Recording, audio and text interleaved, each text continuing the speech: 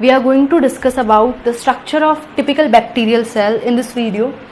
See, ये जो हमने ड्रॉ किया हुआ है ये क्या एक टिपिकल स्ट्रक्चर है बैक्टीरियल सेल का, ठीक है. मेनली प्रोकैरियोटिक सेल इस टाइप का होता है, ठीक है. और या फिर आप कोई भी बैक्टीरियल सेल को इस टाइप का कंसिडर कर सकते हो. मेनली मैं यू बैक्टीरिया बता रही हूँ, इसमें मैंने हर टाइप के कैरेक्टर्स डाले हैं जो एक बैक्टीरियल सेल में होते हैं. अब हम लोग outer to inner side move करते हुए लेबलिंग करना स्टार्ट करते हैं. देखिए जो सबसे बाहर जो लेयर दिख रही है आपको येलो कलर में, ये जो लेयर होती है it is your glycocalyx layer. Glycocalyx layer, okay. इसको हम लोग क्या बोलते हैं, glycocalyx layer. And it can be of two types on the basis of its attachment to the cell wall.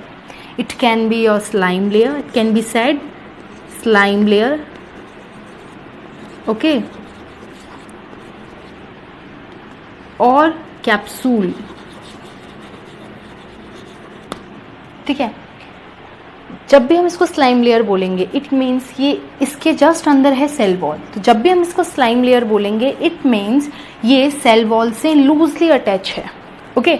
और जब भी हम इसको क्या बोलेंगे, कैप्सूल बोलेंगे, तब ये सेल वॉल से फ्रिमली अटैच, टाइटली अटैच होगी, ठीक है. तो दोनों वर्ड है ग्लाइकोकेलिक्स, बट वो उसको डिफरेंशिएट हम कब कर रहे हैं, on the basis of attachment, ठीक है.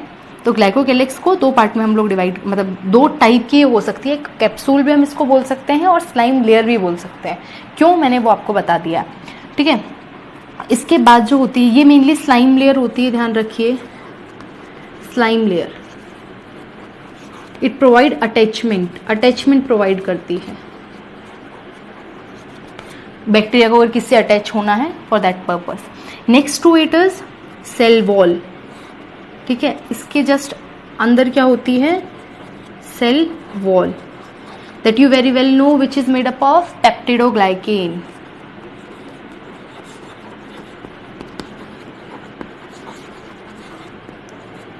ओके. सो सबसे बाहर glycocalyx, inner to this cell wall, and inner to this is plasma membrane.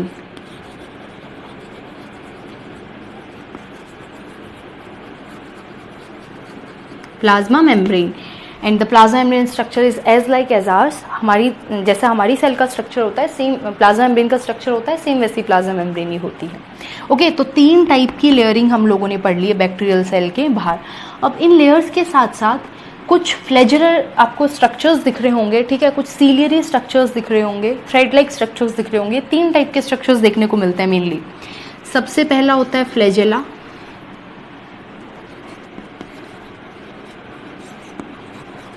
ठीक है. सबसे पहला स्ट्रक्चर है flagella.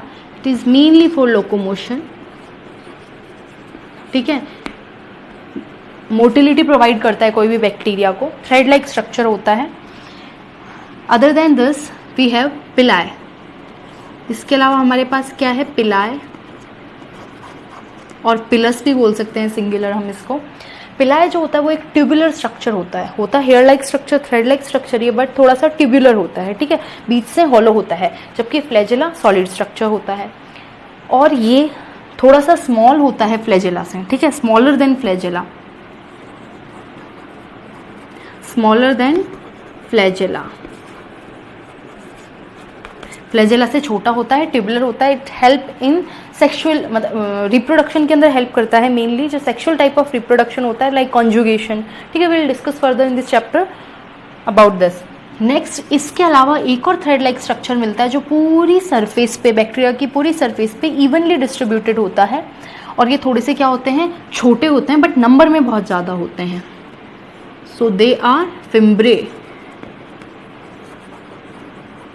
They are also hair like structure and they also provide they also help in motility or locomotion, we can say, okay. So these three structures are hair like structures. और fimbriae and flagella का क्या function है, locomotion. जबकि पिलाय जो structure है उसका क्या function है, सेक्सुअल रिप्रोडक्शन के अंदर इसका फंक्शन है, ठीक है. दैट इज कॉन्जुगेशन के अंदर. एक चीज आपको ध्यान रखनी है, फ्लैजेला जो होता है वो सबसे बड़ा होता है साइज में. नंबर ध्यान रखिए, फ्लैजेला सबसे बड़ा, नंबर कम होते हैं इसके. सेक्स पिलाय से भी ये कम होता है, मतलब पिलाय और फिम्ब्रे दोनों से नंबर में कम होता है बट साइज में लेंथ में बड़ा होता है। इसके बाद पिलाए थोड़े से बड़े होते हैं और फिर लास्ट में सबसे छोटे क्या होते हैं आपके फिम्ब्रे होते हैं, ठीक है। और एक चीज़ और, जो आपके फ्लैजेला होते हैं वो कभी कभी इतने भी बड़े देखे गए हैं कि एक बैक्टीरियल सेल के 10 टाइम्स बड़े, ठीक है। तो ये चीज़ भी आपको याद रखनी है कि ये क्या होता है, जनरली बैक्टीरिया से बड़े भी हो जाते हैं कभी कभी।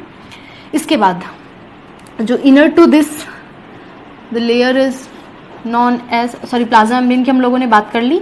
अब जो प्लाज्मा मेम्ब्रेन होती है वो स्पेशल टाइप की फोल्डिंग शो करती है, इनफोल्डिंग शो करती है बैक्टीरियाज के अंदर, which is known as mesosome. हम उसको क्या बोलते हैं, मीजोजोम। लाइक दिस किसी को भी मान लो, ये वाले स्ट्रक्चर्स हम इनको क्या बोलते हैं, mesosomes, okay. And they are analogous to your mitochondria. As we all know, in bacterial cell there are no double membrane bound or membrane bound cell organelles. So what comes in cell membrane bound organelles? Mitochondria, ठीक है। और you very well know the function of mitochondria. Mitochondria are very essential in respiratory systems because respiration is the only key to get energy. We very well know. If they don't have any mitochondria, then from where they will get energy? So for energy source they have to be any analogous structure to mitochondria. Mitochondria के जैसा कोई structure तो होना चाहिए।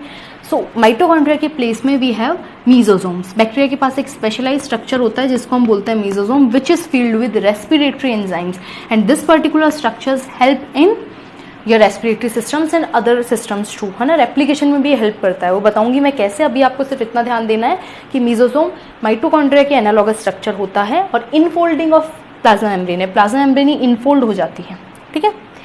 Next to this is, हम cytoplasm के अंदर चलते हैं। साइटोप्लाज्म के अंदर ये क्या है, सबसे पहले आपका न्यूक्लियोइड, ठीक है। This is R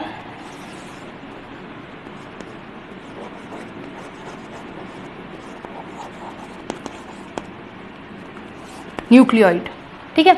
Y nucleoid? It is not true nucleus because it lacks plasma membrane, nuclear membrane. It do not contain nuclear membrane, as we know it is a prokaryotic cell, ठीक है। ये prokaryotic cell है, इस वजह से इसके पास nuclear membrane नहीं है तो जो पूरा जीनोम है, पूरा जेनेटिक मटेरियल है वो स्कैटर्ड होता है। ऑल्दो हमने भी थोड़ा सा ऑर्गेनाइज बनाया because we have to manage all the things, हम लोग को बहुत सारी चीज़ें बनानी है इसमें, इस तरह से। बाकी काफ़ी स्कैटर्ड फॉर्म में होता है। और जनरली जो आपका ये जीनोम होता है, ठीक है, जो जीनोम होता है वो आपका जनरली यहाँ पे मीजोजोम से अटैच आपको दिखेगा जनरली, ठीक है। बताऊंगी द रीजन बिहाइंड दिस। तो अभी के लिए आपको इतना ध्यान रखना है, इसको हम लोग क्या बोलते हैं, न्यूक्लियोइड बोलते हैं या फिर क्रोमोसोमल स्ट्रक्चर, कुछ भी आप इसको बोल सकते हो। अदर टू दिस इज, इसके अलावा हम लोग को क्या क्या दिख रहा है साइटोप्लाज्म में, ribosomes, we have ribosomes also, ठीक है। अब देखो कभी कभी जो राइबोसोम्स हैं वो चेन में एग्रीगेट हो जाते हैं, ठीक है। 5 to 10 स्ट्रक्चर्स राइबोसोम्स चेन के अंदर एसोसिएट हो जाते हैं and they are typically known as polyribosome,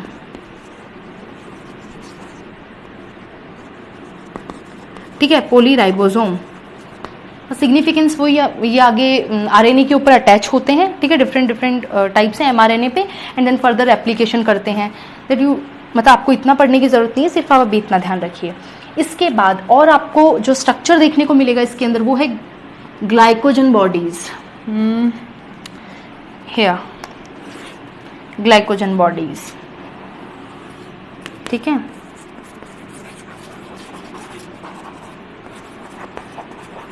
glycogen bodies are the storage of food storage है, ठीक है। यहाँ पे फूड स्टोरेज होता है इनका ग्लाइकोजन की फॉर्म में। तो when question comes in bacteria, in which type food get stored, so in form of glycogen, you have to answer.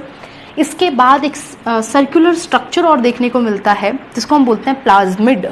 क्या बोलते हैं हम इसको, प्लाज्मिड। ये आपको बहुत अच्छे से ध्यान रखना है। ये क्या है आपका प्लाज्मिड, ये बैक्टीरिया की सबसे खास चीज होती है, ठीक है।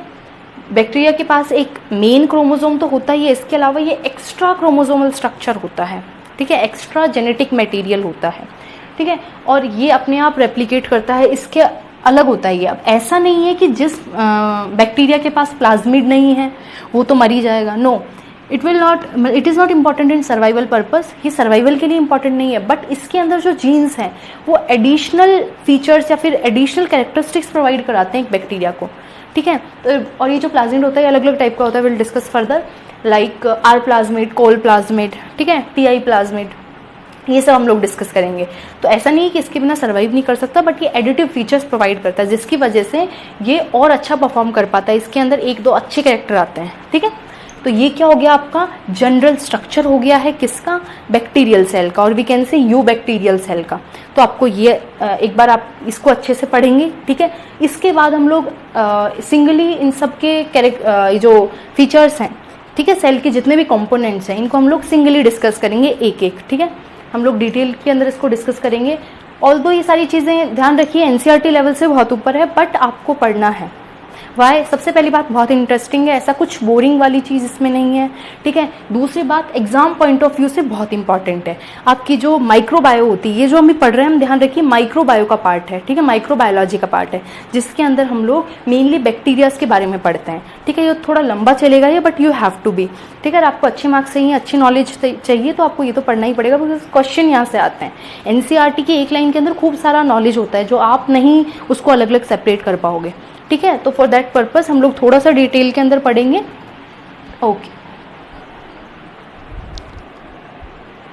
अब इन स्ट्रक्चर्स को हम लोग डिटेल में पढ़ेंगे, ठीक है। जब भी अभी हम लोगों ने स्ट्रक्चर्स को देखा था किसके अंदर, बैक्टीरियल डायग्राम के अंदर, बैक्टीरियल सेल के डायग्राम के अंदर, उन सबको हम लोग एक एक को डिटेल के अंदर पढ़ेंगे। देखिए सबसे पहले हम लोग को जो डिस्कस करना है वो है सेल एनवेलप के बारे में। सेल एनवेलप के अंदर क्या क्या आ जाता है, आपका ग्लाइकोकेलिक्स लेयर आ जाती है जो सबसे बाहर होती है, स्लाइम लेयर, ठीक है। उसके अंदर जो चीज़ आती है वो आती है आपकी cell wall and then plasma membrane. ये तीनों किस में आते हैं, सेल एनवेलप में आते हैं। और आपके जो भी थ्रेड लाइक स्ट्रक्चर्स जो हम लोगों ने देखे थे, hair like structures like flagella, pili and fimbriae, उन सबको हम लोग डिस्कस करेंगे किसमें, सेल एनवेलप के अंदर। सबसे पहले सेल एनवेलप जो होता है वो आउटर कवरिंग है, वी नो, ठीक है, सराउंड कर रहा है पूरी एक सेल को। देन है आपका उसमें सबसे पहली जो चीज़ आती है वो है ग्लाइकोकेलिक्स, दैट इज म्यूसिलेज शीथ भी हम इसको बोलते हैं, प्रोटेक्शन प्रोवाइड कराती है, विल डिस्कस फर्दर। सबसे आउटर मोस्ट होती है एंड स्टिकी होती है, मैंने बोला था स्टिकी होती है बिकॉज इसका जो मेन फंक्शन होता है वो अटैचमेंट प्रोवाइड कराना भी होता है, ठीक है। इसके अलावा ये नॉन इसेंशियल है, ये चीज़ आपको ध्यान रखनी है for survival. Why non essential for survival, because अगर ये ना हुई तो ऐसा नहीं है कि कोई भी एक बैक्टीरियल सेल सर्वाइव ही नहीं कर पाएगी, बट ये एक एडिटिव फीचर देती है, कोई भी एडिटिव फीचर देती है। ये और प्लाज्मिड दोनों के दोनों ऑल्दो सर्वाइवल के लिए इसेंशियल नहीं है, बट कुछ एडिटिव फीचर्स देते हैं, है ना। इसी वजह से तो इवोल्यूशन, पहले बैक्टीरिया के अंदर ऐसा नहीं हुआ करता था, धीरे धीरे बैक्टीरिया के अंदर इवोल्यूशन हुआ। हमने बोला आर्की बैक्टीरिया से यू बैक्टीरिया बने, और ये लोग हम लोग यू बैक्टीरिया के बारे में डिस्कस कर रहे हैं। तो इनके अंदर कुछ एडिटिव फीचर्स होते हैं, ठीक है, जो आर्की बैक्टीरिया में नहीं थे, और वो एडिटिव फीचर्स ऐसे आने लगे ताकि जो उनको सर्वाइवल में ज़्यादा अच्छे सर्वाइवल के अंदर हेल्प करें, ओके। इसके बाद ये नॉन सेल्यूलोसिक होती है, मतलब इसका कंपोजिशन देखें तो क्या है, पॉलीसेकेराइड है। पॉलीसेकेराइड मतलब ये क्या है, सिर्फ अब नॉर्मली जैसे आपकी प्लाज्मा मेम्ब्रेन मिलके बनी हुई होती है लिपोप्रोटीन की, वैसा ही होता है, बट मेनली इसके अंदर शुगर होते हैं, ठीक है। तो ये आपकी पॉलीसेकेराइड की होती है। इसके अलावा जो चीज़ आपको ध्यान रखनी है, मैंने बोला था ग्लाइकोकेलिक्स जो है वो दो टाइप की हो सकती है on the basis of its attachment. इसको दो नाम दे सकते हैं, एक तो हम इसको स्लाइम लेयर भी बोल सकते हैं, ठीक है। स्लाइम लेयर कब बोलेंगे, जब ये लूजली अटैच होती है। कब बोलेंगे, तब ये लूजली अटैच होती है टू सेल वॉल, क्योंकि इसके इनर वाली साइड में क्या होती है, सेल वॉल होती है। जब भी ये सेल वॉल से लूजली अटैच होगी तो हम इसको क्या बोलेंगे, ग्लाइकोकेलिक्स को स्लाइम लेयर। एंड इसके अलावा क्या बोल सकते हैं, कैप्सूल। और कैप्सूल कब बोलेंगे, जब भी ये टाइटली अटैच होगी, ओके, टाइटली अटैच होगी, तब इसको हम लोग क्या बोल देंगे, कैप्सूल बोल देंगे। तो ये दोनों नाम किसके हैं, ग्लाइकोकेलिक्स लेयर के ही हैं। अगर हम बोले और किसी भी बैक्टीरिया में सबसे बाहर कैप्सूल है तो ध्यान रखिए वो ग्लाइकोकेलिक्स लेयर ही है, उसको कैप्सूल इसलिए बोल रहे हैं क्योंकि वो टाइटली अटैच है सेल वॉल से। इसके अलावा आपको इसके फंक्शंस ध्यान रखने हैं, और ये चीज़ बिल्कुल ध्यान रखिए कि ये पॉलीसेकेराइड है, नॉट पेप्टिडोग्लाइकेनियस, ठीक है। पेप्टिडोग्लाइकेन की क्या होती है, सेल वॉल होती है, नॉट ग्लाइकोकेलिक्स लेयर, ओके। अब सबसे पहले इसका देखिए हम लोग अटैचमेंट, क्या देखना है हम लोग को, इसका अटैचमेंट। मतलब इसका सॉरी सबसे पहला जो इसका फंक्शन है वो क्या है, अटैचमेंट है। मैंने बोला स्टिकी होती है, स्टिकी होती है तो क्या प्रोवाइड करेगी, अटैचमेंट प्रोवाइड करेगी। इसके अलावा immunogenicity, what do you mean by immunogenicity? Immunogenicity is the ability which provide such mechanism for defence, है ना। ये डिफेंस का मैकेनिज्म प्रोवाइड करती है, आपके अंदर डिजीज से फाइट करने की एबिलिटी प्रोवाइड करती है। तो इस अगर बैक्टीरिया को कोई ऐसा किसी से क्या है खतरा है, ठीक है, या फिर कोई डिजीज कर सकता है उसको, तो ये जो स्लाइम लेयर होती है, ग्लाइकोकैलिक्स होती है, इसके पास कुछ एडिटिव फैक्टर्स होते हैं जो इम्यूनोजेनिसिटी प्रोवाइड करते हैं। ये इजीली किसी से भी अफेक्ट नहीं होता। नेक्स्ट है वायरुलेंस भी प्रोवाइड कराती है ये इसको किसी केसेस में। Virulence is what? It is the ability to disease, है ना, डिजीज करने की एबिलिटी है किसी भी ऑर्गेनिज्म को। अगर मुझे लाइक ये मैंने बोला था पैरासाइट तो है ये, हमें डिजीज, कितनी सारी बैक्टीरियल डिजीज होती हैं, तो ये वायरुलेंस भी कॉज करवाता है। मतलब मेनली जो आपका कैप्सूल, जो आपकी ग्लाइकोकैलिक्स होती है, वो वायरुलेंस के अंदर भी हेल्प करती है। तो 2-3 है। इसके अलावा ये डेसिकेशन से प्रिवेंट करती है, ठीक है, एक सेल को, ताकि वो सूख ना जाए, है ना, डिहाइड्रेशन ना हो जाए, फॉर दैट पर्पस। नेक्स्ट है cell wall. Inner to glycocalyx we have cell wall in bacteria. It is rigid structure. As we all know, सबके अंदर जो cell wall होती है वो generally rigid structure होती है, which provide basic shape and size to the cell. Okay, और ये पेप्टिडोग्लाइकेन की होती है, पेप्टिडोग्लाइकेन की होती है, ठीक है। तो 2 चीजें मैंने बोला था पेप्टिडोग्लाइकेन में क्या क्या है, पेप्टाइड्स मतलब प्रोटीन्स, एंड क्या है, शुगर है। शुगर के अंदर 2 टाइप की चीजें होती हैं, NAG and NAM. What is NAG? NAG stands for N acetyl glucosamine, it is a type of polysaccharide sugar, ठीक है। And NaM, it is N acetyl muramic acid, it is also a type of polysaccharide sugar, ठीक है। Sugar का ही derivative है ये दोनों, इस type की शुगर मिलती है, ठीक है। ये अल्टरनेटिवली नेग और नेम के मॉलिक्यूल्स अरेंज होते हैं पूरे सेल वॉल में और आपस में क्रॉस लिंक होते हैं डाइसल्फाइड बॉन्ड से, that you don't have to remember. But सिर्फ इतनी चीज जरूर ध्यान रखिएगा कि नेग और नेम की मिलकर बनी हुई होती है, अल्टरनेटिव नेग और नेम आपस में अटैच होते हैं और क्रॉस लिंक्ड होते हैं और बहुत रिजिड स्ट्रक्चर बना लेते हैं। इसके फंक्शन की बात करें तो शेप साइज मैंने बोला था प्रोवाइड करता है। दूसरा function, it prevent cell bursting. आपको पता है जब भी हम किसी भी हाइपरटोनिक सॉल्यूशन के अंदर एक उसको डालते हैं, सेल को डालते हैं, तो वो क्या करती है, वाटर जनरली रिलीज करती है, लूज करती है, तो सॉरी गेन करती है वाटर। जब भी वाटर गेन करेगी तो वो बर्स्ट हो जाएगी, ठीक है। तो इस केस में सेल वॉल जो होती है वो बर्स्ट नहीं होने देती है, ठीक है। नेक्स्ट है आपका, सॉरी हाइपरटोनिक सॉल्यूशन नहीं होता, हाइपोटोनिक सॉल्यूशन होता है, that you have to be remember, है ना। हाइपोटोनिक सॉल्यूशन ये हम लोगों ने सेल के अंदर, सेल चैप्टर के अंदर 3 टाइप के सॉल्यूशंस पढ़े थे, हाइपरटोनिक, हाइपोटोनिक, आइसोटोनिक, ठीक है। इसके बाद आपको जो बैक्टीरिया है ना, उनको क्लासीफाई किया गया है सेल वॉल के बेसिस पे 2 टाइप में, gram positive bacteria and gram negative bacteria. Gram positive वो बैक्टीरिया होते, देखो इन दोनों के अंदर सेल वॉल, ये जो सेल वॉल होती है इसका स्ट्रक्चर थोड़ा सा डिफरेंट होता है। अगर मैं ग्राम पॉजिटिव की बात करूं तो ग्राम पॉजिटिव के अंदर क्या होता है ये मैं बताऊंगी, इसको ग्राम पॉजिटिव क्यों बोल रहे हैं, बट अभी हम लोग इनके स्ट्रक्चर की बात करते हैं। सबसे पहले ये प्लाज्मा मेम्ब्रेन है, हमने बना दी प्लाज्मा मेम्ब्रेन, और ये आपकी मेन वो पेप्टिडोग्लाइकेन लेयर है, मतलब सेल वॉल है, peptidoglycan layer that is cell wall है। इसके अंदर भी सेम, ये तो क्या है, प्लाज्मा मेम्ब्रेन है, ठीक है। ये क्या है, सेल वॉल है, दैट इज ओ पेप्टिडोग्लाइकेन वाली लेयर।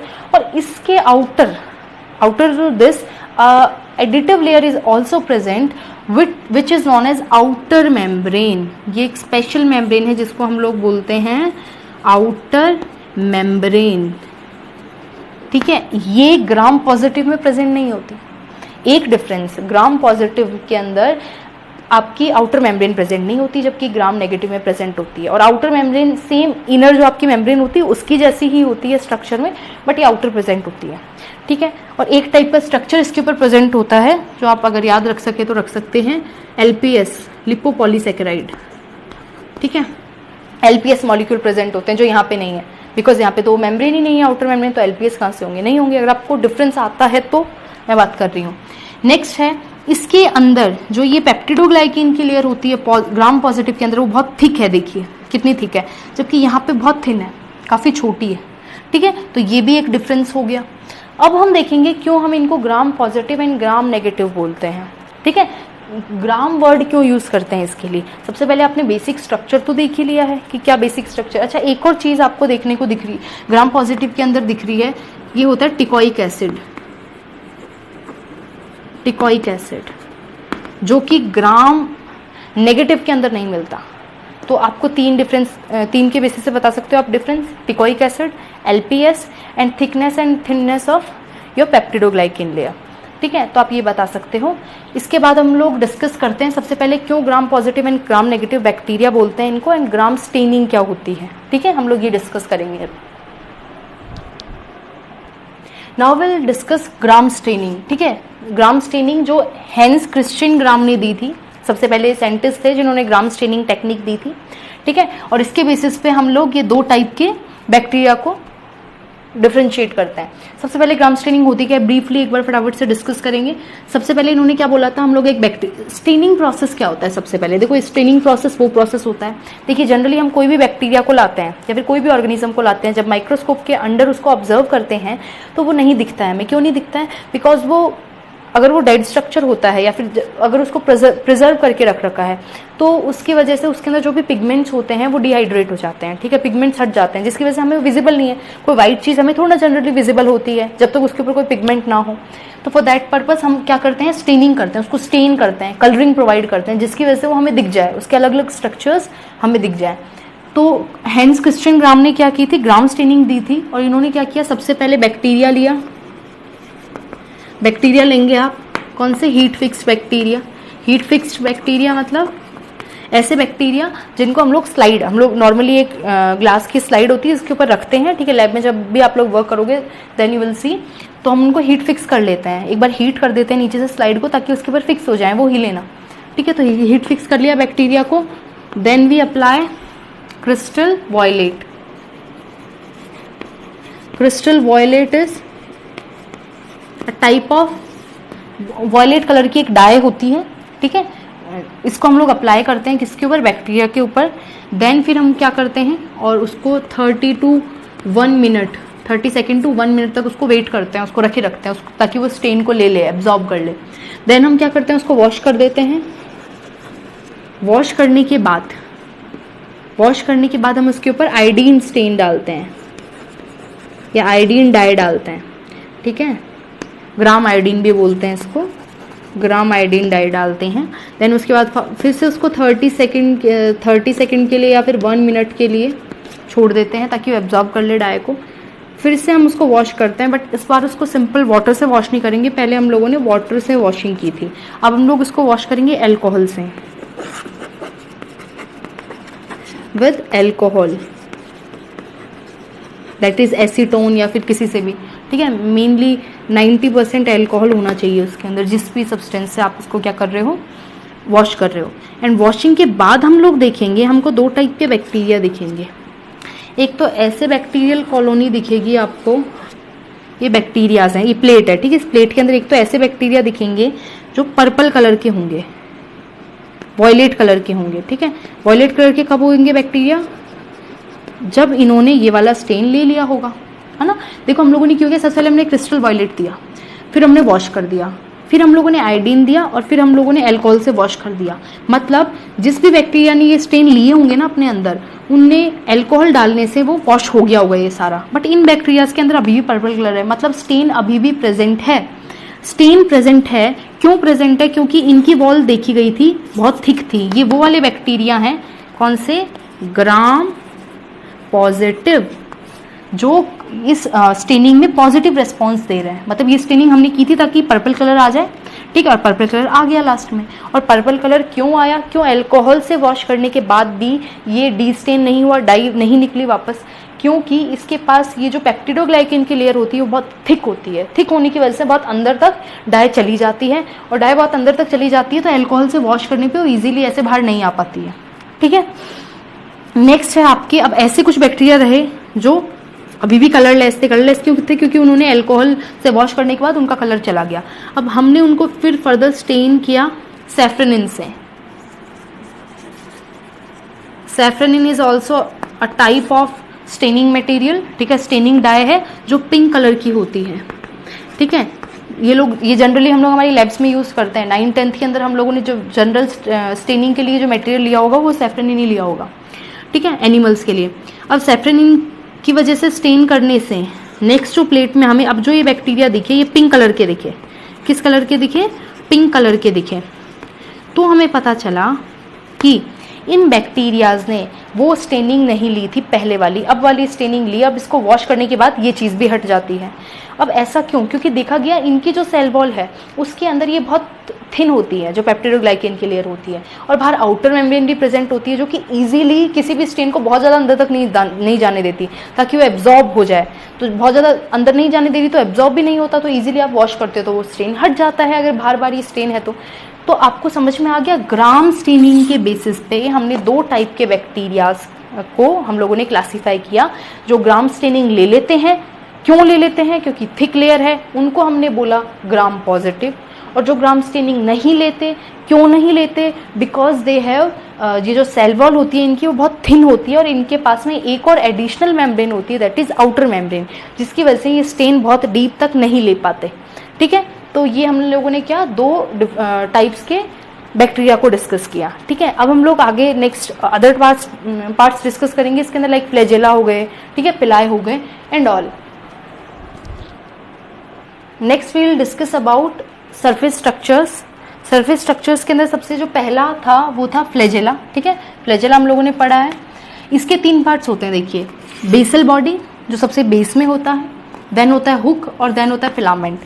ये हम लोगों ने स्ट्रक्चर बना रखा है। देखिए ये क्या है? आपकी प्लाज्मा मेम्ब्रेन है, ठीक है, और ये आपकी सेल वॉल है, ठीक है। तो ये जो होता है ये 4 रिंग स्ट्रक्चर से मिलके बना हुआ होता है। 4 ring structure in gram, 1 pair in gram positive. ये जो रिंग होती है ये 2 ही प्रेजेंट होती है, किसके अंदर? ग्राम पॉजिटिव के अंदर। And 2 pair in gram negative, ठीक है। ग्राम नेगेटिव के अंदर 2 पेयर होती है, मतलब 4 रिंग्स प्रेजेंट होती हैं बेसल बॉडी के अंदर, रिंग के स्ट्रक्चर्स होते हैं, ठीक है। और 1 पेयर जो होता है वो ग्राम पॉजिटिव के अंदर होता है। इसके अलावा ये तो बेसल स्ट्रक्चर हो गया, इसके अलावा एक हुक पार्ट होता है जो बाहर की साइड प्रोट्रूड होता है, ठीक है। एंड हुक से अटैच होता है एक long structure that we called, मतलब उसको हम लोग क्या बोलते हैं? फिलामेंट बोलते हैं। और ये यूनिफॉर्म होता है, ध्यान रखिएगा, ये हॉलो नहीं होता, ये सॉलिड स्ट्रक्चर होता है, ठीक है। और ये एक स्पेशल टाइप के प्रोटीन से मिलके बना होता है, दैट इज फ्लैजेलिन, ठीक है। हम उसको क्या बोलते हैं? फ्लैजेलिन प्रोटीन बोलते हैं, जो कि स्पाइरली अरेंज होता है, इस वजह से बहुत सॉलिड स्ट्रक्चर बना लेता है। इसका फंक्शन देखें तो main motility, main function locomotion provide करता है बैक्टीरिया को, ठीक है। इसके बाद ये कोकस में प्रेजेंट नहीं होता। क्यों प्रेजेंट नहीं होता कोकस में? Why it is not present in कोकस? क्योंकि वो स्फेरिकल शेप होता है और वो लोकोमोशन नहीं कर सकता, ठीक है, नॉन मोटाइल होता है, इस वजह से ये उसके अंदर प्रेजेंट नहीं होता। कोकस टाइप के बैक्टीरिया के अंदर जो हम लोगों ने पढ़ा था स्फेरिकल होते हैं, ठीक है। इसके बाद बैक्टीरिया को हम लोगों ने फ्लैजेला के बेसिस पे कुछ पार्ट्स में डिवाइड कर रखा है, ठीक है। फ्लैजेला के बेसिस में ऐसे बैक्टीरिया जिनके पास फ्लैजेला नहीं होते उनको हम बोलते हैं एट्राइकस, ठीक है, जिनके पास फ्लैजेला होते ही नहीं है। For example lactobacillus is the example of atrichous bacteria, ठीक है। जिनके पास होते हैं वो ट्राइकस बैक्टीरिया होते हैं, जिनके पास नहीं होते वो एट्राइकस, तो ये एट्राइकस हो गया। आगे हम जो पढ़ेंगे वो ट्राइकस बैक्टीरिया जिनके पास फ्लैजेला होता है। अब वो अलग अलग टाइप के अलग अलग जगह पे प्रेजेंट हो सकते हैं, इसके बेसिस पे हम लोगों ने फर्दर नेमिंग की है। सबसे पहले बात करते हैं मोनोट्राइकस। एक ही फ्लैजेला होगा, वो कहीं पे भी प्रेजेंट हो सकता है, single flagella on the bacteria, ठीक है। तो इसका एग्जाम्पल होगा ज़ेंथोमोनास। देन है आपका एम्फीट्राइकस। एम्फीट्राइकस के अंदर 2 फ्लैजेला होते हैं, वेदर वो परपेंडिकुलर हो सकते हैं या फिर पैरेलल भी हो सकते हैं, ठीक है। मेनली तो परपेंडिकुलर ही होते हैं, ठीक है। इस टाइप से 2 होंगे या फिर दोनों साइड, एक एक साइड के पोल पे एक एक फ्लैजेला होगा, जैसे कि नाइट्रोसोमोनास। नाइट्रोसोमोनास एक बैक्टीरिया जिसके अंदर प्रेजेंट होता है। अब है आपका सिफेलोट्राइकस। सिफेलोट्राइकस के अंदर क्या होता है? जो आपके फ्लैजेला प्रेजेंट होते हैं वो दोनों पोल पे, क्लस्टर के अंदर प्रेजेंट होते हैं दोनों पोल पे, ठीक है। उसको हम बोलते हैं सिफेलोट्राइकस। लोफोट्राइकस वो होता है जिसके अंदर एक ही पोल पे, वैसे सिफेलोट्राइकस कोई अलग से टाइप नहीं है, लोफोट्राइकस ही होता है, बट फिर भी किसी किसी बुक्स के अंदर आपको सिफेलोट्राइकस ऐसा दे रखा होगा, बाकी लोफोट्राइकस के अंदर ये दोनों आ जाता है। लोफोट्राइकस इज व्हाट, आइदर पोल पे, गुच्छे में, ठीक है, क्लस्टर में अगर फ्लैजेला प्रेजेंट है किसी भी पोल के एक साइड में तो हम उसको क्या बोल देते हैं, या फिर दोनों साइड में तो उसको हम लोग क्या बोलते हैं, लोफोट्राइकस। बट किसी किसी बुक में ऐसा दे रखा है तो हम लोग डिफरेंट भी बोल सकते हैं। सिफेलोट्राइकस का एग्जाम्पल क्या हो जाएगा, सूडोमोनास, और सिफेलोट्राइकस का हो जाएगा सूडोमोनास, और लोफोट्राइकस का एग्जाम्पल हो जाएगा स्पैरेलम, ठीक है। Next is peritrichous. Peritrichous is when जब फ्लैजेला इक्वली डिस्ट्रीब्यूटेड हो ऑन द सरफेस, पूरी सरफेस पे इक्वली हर जगह फ्लैजेला प्रेजेंट है तो हम उसको बोलते हैं पेरीट्राइकस, टाइप ऑफ बैक्टीरिया, और इसका एग्जांपल है इकोलाई। तो हम लोगों ने ये क्या पढ़ लिया, टाइप ऑफ बैक्टीरिया पढ़ लिए on the basis of flagella they are having, ठीक है। नेक्स्ट स्ट्रक्चर, सरफेस स्ट्रक्चर में क्या आता है, पिलस आता है। पिलस मैंने बताया था ट्यूबुलर स्ट्रक्चर होता है, ठीक है। ये जिस प्रोटीन से मिलके बना होता है वो होता है पिलीन। कौन सा प्रोटीन होता है, पिलीन, पिलीन प्रोटीन होता है, और ये थिनर होता है देन फ्लैजेला, और ट्यूबुलर स्ट्रक्चर होता है जबकि ये सॉलिड होता है। और ये हेल्प करता है किसके अंदर, हम लोगों ने बात की थी, इट हेल्प्स इन रिप्रोडक्शन और कॉन्जुगेशन, बोल लो स्पेसिफिकली, एक टाइप का रिप्रोडक्शन होता है कॉन्जुगेशन, ठीक है। नेक्स्ट इसके अलावा हम लोगों ने एक और डिस्कस किया था surface structure, that is fimbriae, ठीक है। फिम्ब्रे जो होता है वो इक्वली छोटे as comparative to pilus and flagella, ये बहुत छोटे होते हैं और पूरी सरफेस पे इक्वली प्रेजेंट होते हैं। और ये जिस प्रोटीन से मिलके बने हुए होते हैं वो होता है फिम्ब्रीन, ठीक है। फिम्ब्रीन प्रोटीन होता है, इनका मेन फंक्शन क्या हो जाएगा, अटैचमेंट मेनली, ठीक है, अटैचमेंट और लोकोमोशन भी होता है, ठीक है, ये फंक्शन होता है। तो ये हम लोगों ने क्या पढ़ लिया, सरफेस स्ट्रक्चर के बारे में डिस्कस कर लिया। नेक्स्ट हम लोग साइटोप्लाज्म के अंदर अदर ऑर्गेनेलीज के बारे में डिस्कस करेंगे।